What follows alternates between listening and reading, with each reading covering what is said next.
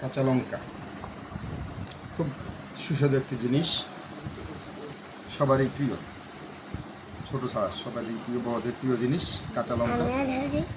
আজ বিশ্ব কাঁচা লঙ্কা দিবস। শিশু ব্যতীত বাকি সকলেরই প্রিয় জিনিস, সব কিছুর সাথে খাওয়া যায়, অত্যন্ত সুস্বাদু জিনিস। তাই আমি ভেবেছি আজ থেকে বিশ্ব কাঁচা লঙ্কা দিবস হিসেবে কাঁচা লঙ্কা দিবসের এই দিনে সবাই বেশি বেশি করে কাঁচা লঙ্কা খাবেন। অত্যন্ত সুস্বাদু জিনিস এবং স্বাস্থ্যের জন্য ভালো।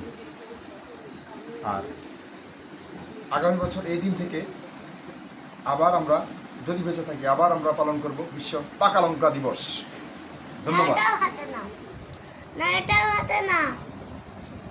এটাও হাতে নিয়ে